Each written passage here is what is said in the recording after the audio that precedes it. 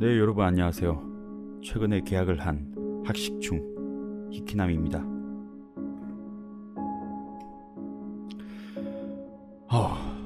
진짜 요즘 너무 바빴어요. 그래도 여러분이 보고 싶어가지고 이렇게 다시 왔습니다. 여러분, 저 이번에 대구에서 연극 준비합니다. 언제 한번 보러 오세요.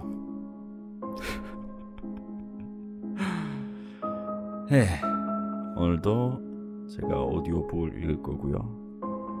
저번에 읽어드렸던 프라이어리 학교, 오늘은 마지막까지 읽어드릴게요. 듣고 마음에 드셨다면 구독과 좋아요 버튼, 하고 싶으신 얘기는 댓글로 부탁드릴게요. 그럼 시작하겠습니다.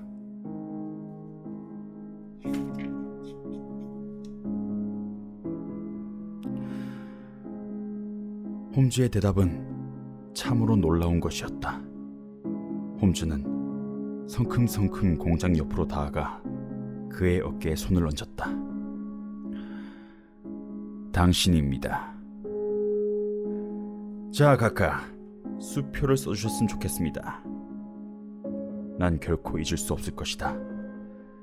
순간 당황하던 공작의 표정을, 의자에서 벌떡 일어난 공작은 마치 깊은 수렁에 떨어지는 듯한 그런 표정을 지어 보였다. 그리고 두 손에 얼굴을 묻은 채 자신의 당황하는 모습을 보이지 않으려고 노력했다. 잠시 후 공작이 얼굴을 가린 채 말했다. 어디까지 알고 있는 거지? 전 어젯밤에 카카가 갇혀있는 아드님과 함께 있는 장면을 봤습니다. 자네 친구 외에 누가 또 이 사실을 알고 있지? 아무에게도 말하지 않았습니다. 공작은 떨리는 손으로 펜을 들고 수표책을 펼쳤다. 홈즈, 약속은 지켜야겠지. 자네가 가지고 온 보고가 제 아무리 반갑지 않은 것이라 할지라도 수표는 쓰도록 하겠네. 처음 현상금을 걸 때 일이 이렇게 될 줄은 꿈에도 생각지 못했어. 자네나 자네 친구 모두 이 일이 얼마나 중대한 일인지 잘 알고 있을 테니까 경솔하게 발설하거나 그러진 않겠지. 무슨 뜻입니까? 확실하게 말하겠네, 홈즈. 이 사실을 알고 있는 것이 자네 두 사람뿐이라면 그 이상 다른 사람에게 알리는 짓은 하지 말아주게. 내가 줘야 할 돈이 12,000파운드였나. 홈즈가 빙그레 웃으며 말했다. 카카, 문제는 그렇게 간단하지 않습니다. 독일인 선생이 하이데거 씨가 죽었다는 사실을 생각하셔야 될 겁니다. 하지만 그건 비서와는 상관없는 일이야. 그건 그가 고용한 악한이 저지른 짓이라고. 카카, 제 생각을 말씀드리자면 하나의 범죄가 원인이 되어서 또 다른 하나의 범죄가 일어났을 경우에 원인이 된 범죄에 관계한 사람은 뒤에 일어난 범죄에 도덕적으로 책임을 져야 한다는 것입니다. 도덕적으로 말인가? 홈즈, 확실히 자네의 주장이 옳을지도 모르겠네. 하지만 법률적으로 보자면 꼭 그렇지만도 않을 거야. 실제로 비서가 사람을 살해한 현장이 있었던 것도 아니고 살인과 같은 행위를 매우 혐오스럽게 여기고 있으니까 그에게 죄를 물을 순 없을 거야. 하이데거 선생이 죽었다는 사실을 알고 바로 내게 모든 걸 털어놓았어. 그만큼 놀라기도 하고 후회도 하고 있단 말이지. 실제로 1시간도 지나지 않아서 살인자와 연을 끊었어. 홈즈, 부탁하네. 그 사람을 살려주게. 살려줘. 공작은 귀족다운 행동 같은 것은 완전히 잊은 채 주먹을 흔들며 방 안을 서성였다. 잠시 후 드디어 마음이 가라앉았는지 책상 앞에 앉아 말을 꺼냈다. 자네가 누구한테도 말하지 않고 가장 먼저 내게 와준 것에 감사하오. 덕분에 나와 우리 가족의 명예를 위해서 어떤 행동을 취해야 할지 이야기를 나눌 수 있게 되었기 때문이오. 그렇습니다, 카카. 저도 가능한 한 도움을 드리고 싶습니다. 하지만 그러기 위해서는 솔직하고 자세하게 마음을 털어놓아서 사건 전체를 정확하게 알고 있을 필요가 있습니다. 전 제임스 와일더 씨에 대해서 카카가 하신 말씀을 충분히 이해하고 있으며 그가 살인범이라고는 생각하지 않습니다. 진짜 범인은 도망쳤네, 공작이 말했다. 카카, 저에 대한 소문을 아주 조금도 못 들으신 모양입니다. 한 번이라도 들으셨다면 제가 그렇게 쉽게 범인을 놓칠 리 없다고 그런 사실을 알고 있을 겁니다. 그렇다면 루빈 헤이즈는 제 제보로 어젯밤 11시에 체스터필드에서 체포되었습니다. 오늘 아침에 여기로 오기 전에 이곳 경찰서장이 보낸 정보를 받았습니다. 공작은 다시 한번 놀란 듯 홈즈를 바라보았다. 자네 정말 인간 이상의 능력을 가졌군. 그런가? 루빈 헤이즈가 체포되었단 말인가? 그 말을 들으니 정말 기쁘네. 그 일로 제임스의 신변에 문제가 생기지 않는다면. 카카의 비서 말씀이시군요. 아니, 그 아이는 내 아들일세. 이번엔 홈즈가 놀랐다. 설마... 솔직히 말씀드리자면 전혀 뜻밖의 일입니다. 좀 더 자세한 얘기를 들려주셨으면 좋겠습니다. 자네에게만은 모든 걸 털어놓겠네. 비록 내게는 고통스러운 일이라 할지라도 이런 경우엔 자네 말대로 솔직하게 털어놓는 것이 가장 좋은 방법이 될 거야. 왜냐하면 이 모든 것이 저 어리석은 제임스의 질투에서 비롯된 거니까. 홈즈씨, 난 젊었을 때 한 여자를 일생에 단 한 번이라도 해도 좋을 정도로 사랑했었어. 물론 난 청혼을 했지. 하지만 그녀는 신분이 다르니까 자신은 틀림없이 날 불행하게 만들 거라고 결혼을 하려고 하지 않았어. 그리고 그녀는 요절하고 말았어. 만일 그녀가 살아있었다면 난 평생 결혼을 하지 않았을 거야. 그녀는 아이 한 명을 남기고 왔어. 난 그녀를 기억하기 위해 그 아이를 애지중지 길렀어. 떳떳하게 내 아들이라고 할 순 없었지만 가능한 한 훌륭한 교육을 받게 했고 학교를 졸업하자마자 내 곁에 두기로 했어.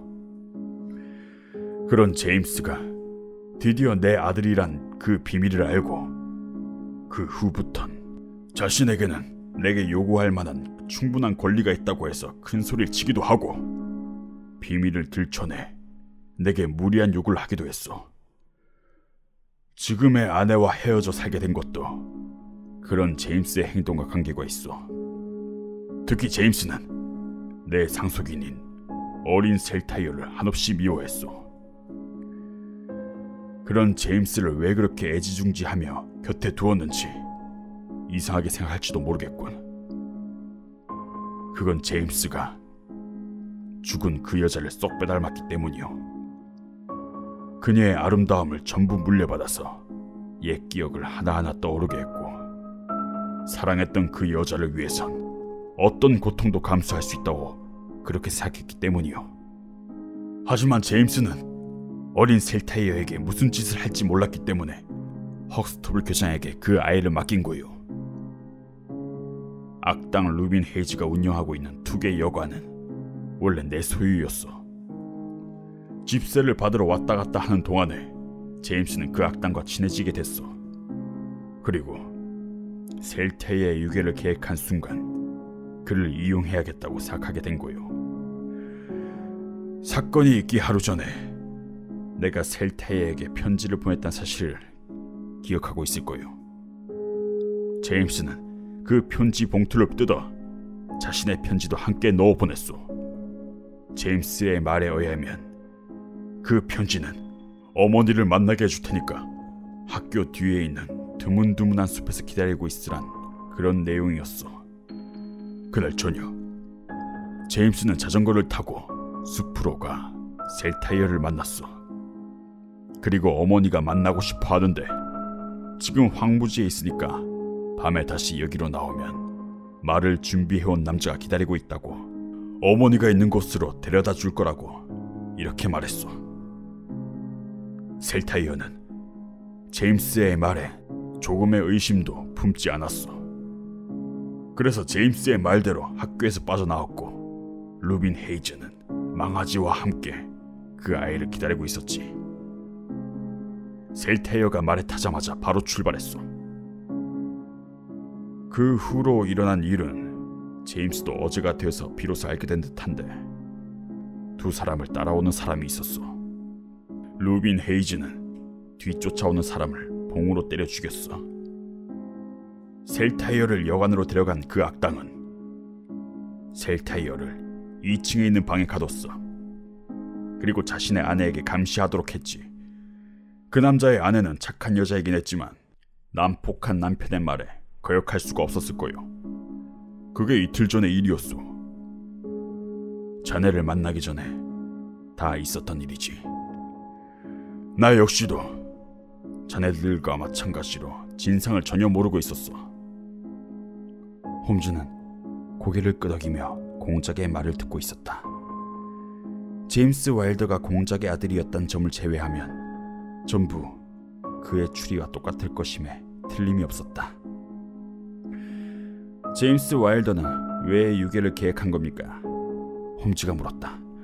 셀타이어가 법률에 의해 지정된 상속인이란 점에 불만을 품고 있었는 것 같아. 셀타이어를 유괴한 뒤에 내게 셀타이어를 법률상의 상속인에서 제외시키라고 그런 요구를 할 생각이었던 거요. 그렇게 하면 내 유언으로 자신이 상속할 수 있을 거라고 생각했으니까 무슨 짓을 해도 내가 결코 경찰에 신고하지 않으리라, 그런 점을 잘 알고 있었던 거요. 유괴 후에 조금 시간이 지난 다음에 나와 그런 협상을 하려고 했는데 사태가 너무나도 빨리 진행되어 그럴 여유조차 없었던 거요. 자네가 하이데거 선생의 사체를 발견한 일로 해서 그 음모는 완전히 무산되고 말았어. 마침 제임스와 내가 이 방에 있을 때 하이데거 선생의 사체가 발견되었다는 헉스터블 교장의 전보가 도착했어. 겁을 먹은 제임스는 결국 모든 사실을 내게 털어놓았어. 그러면서 사흘 동안만 이 사실을 비밀로 해달라고 부탁했지. 그 사이에 공범자가 달아날 기회를 만들어주고 싶다고 했어. 울며 매달리는 제임스의 청을 난 한 번도 거절한 적이 없었어. 제임스는 서둘러 자전거를 타고 그 악당에게 사실을 알리러 갔어. 해가 저문 후 나도 셀타이어를 만나러 갔어. 셀타이어에게 별탈은 없었지만 눈앞에서 사람이 살해당한 모습을 봤기 때문에 완전히 겁에 질려 있었어. 사흘 동안 아들을 그대로 두자니까 가엾은 생각이 들었지만 아들이 있는 곳만을 경찰에게 알리고 하이데거 선생을 살해한 범인은 모르겠다고 할 수도 없었어. 그리고 그 범인에게만 벌을 가하고 제임스에게는 그것이 미치지 않게 할 방법도 떠오르지 않았기 때문이요. 하는 수 없이 사흘을 기다리기로 했어. 그래서 루빈 헤이지의 아내에게 아들을 잘 돌봐달라고 부탁하고 집으로 돌아왔어. 이것이 내 솔직한 이야기요. 이젠 자네가 솔직하게 들려주길 바라네. 앞으로 어떻게 해야 좋을지 자네 의견을 들려주게. 알겠습니다. 우선 법률상의 문제부터 말씀드리자면 각하는 매우 심각한 일을 저지르셨습니다. 각하는 중죄인의 범죄를 눈감아 주셨을 뿐만 아니라 그의 도주를 도왔습니다. 제임스 와일더 씨가 루빈 헤이지에게 도주용으로 건네준 돈이 각하의 주머니에서 나온 것이라고 생각되기에 이런 말씀을 드리는 겁니다. 홈즈가 말하자 공작은 그 말에 수긍하듯 고개를 숙였다. 홈즈가 말을 이었다. 이건 매우 중요한 문제입니다. 하지만 그보다 더 중요한 것은 셀타의 경에 대한 각하의 태도입니다. 각하는 그 더러운 여관에 셀타의 경을 남겨놓고 사흘 동안 지내게 할 생각이었습니다. 제임스와 굳게 약속을 했기 때문에 죄를 저지른 아들을 위해서 죄 없는 아들을 공경에 처하게 한다는 게 그게 옳은 일입니까? 이대로 둔다면 언제 또 유괴를 당하게 될지 모릅니다. 그런 약속 때문에 셀타의 경을 괴롭히다니 더 이상은 보고만 있을 수 없습니다. 자존심의 상처를 받은 공작의 얼굴이 붉어지기 시작했다. 귀족으로 태어나서 지금껏 이처럼 엄격하게 질책을 받은 적은 한 번도 없었을 것이다. 하지만 양심의 가책을 느꼈는지 공작은 아무런 말도 하지 않았다. 제가 힘이 되어드리도록 하겠습니다만 대신 조건이 하나 있습니다. 지금 배를 울려서 하인을 불러주십시오. 그리고 그 하인에게 제 마음껏 명령을 내리도록 해주십시오. 공작은 아무런 말도 하지 않고 배를 울렸다. 하인이 들어오자 홈즈가 말했다. 이봐, 이 말을 들으면 자네도 기뻐하겠지. 셀타의 경을 찾았네. 바로 마차를 타고 투게 여관으로 가서 경을 모시고 왔음 하네. 하인이 기뻐하며 밖으로 나가자 홈즈가 말했다. 전 경찰이 아닙니다. 정의가 실현될 것이란 사실을 확인한 이상에 지난 일을 가지고 누구를 책망하거나 그럴 생각은 없습니다. 루빈 헤이즈 앞에는 교수대가 기다리고 있겠지만 그를 돕고 싶은 마음은 없습니다. 법정에서 무슨 말을 할지는 모르겠지만 각하의 힘이라면 입 다물고 있는 것이 좋을 거라고 생각하게 만드는 것도 그리 어려운 일은 아닐 겁니다. 그리고 이쪽에서도 입을 다물고 있으면 유괴를 방해하려 했기 때문에 사람을 죽였다는 사실은 밝혀지지 않을 수도 있습니다. 가령 밝혀진다 해도 몸값 때문에 혼자서 한 일이라고 그렇게 해석할 겁니다. 한마디 충고의 말씀을 드리는데 제임스 와일더 씨를 이대로 곁에 둔다면 앞으로 골치 아픈 일들이 계속해서 일어날 겁니다. 제발 그것만은 피하기 바랍니다. 홈즈, 그건 나도 잘 알고 있네. 제임스는 이미 영원히 내 곁을 떠나 오스트레일리아로 가서 자신의 미래를 개척하기로 마음먹었어. 그렇다면 제임스 와일더 씨 때문에 헤어져 살게 됐던 부인을 다시 불러서 함께 생활하시길 바랍니다. 그것이 셀타의 경을 행복하게 해주는 길이라고 생각됩니다. 그 일이라면 이미 손을 썼어. 오늘 아침에 편지를 써보냈지. 홈즈가 자리에서 일어났다. 아, 벌써 손을 쓰셨습니까? 우리의 이번 북아일랜드의 여행이 여러 사람에게 행복을 가져다 준 것 같아서 정말 기쁩니다. 그리고 마지막으로 한 가지 더. 이것도 그리 대단한 문제는 아닐 겁니다만 확실히 해두고 싶은 일이 있습니다. 루빈 헤이즈는 자신의 말에 소 발자국처럼 생긴 편자를 박아놓았습니다. 이 기막힌 생각은 제임스 와일더 씨의 머리에서 나온 것일까요? 이 말에 심하게 놀란 공작은 잠시 생각에 잠겨 있다가 방문을 열어 박물관으로 쓰고 있는 커다란 옆방으로 우리를 안내했다. 그리고 한쪽 구석에 있는 유리 진열장으로 데리고 가더니 다음과 같이 적혀있는 설명문을 손가락으로 가리켰다. 이 편자는 홀더네스 저택의 바깥쪽 해자에서 출토된 것이다. 말에 사용하는 것인데 바닥이 소의 발바닥처럼 생겨 추적자를 따돌리는 데 사용됐다. 중세의 약탈을 일삼았던 홀더네스의 기사들이 사용했던 것으로 추정된다. 홈즈가 진열장의 문을 열었다. 그리고 손가락을 적신 다음에 편자 위를 문질렀다.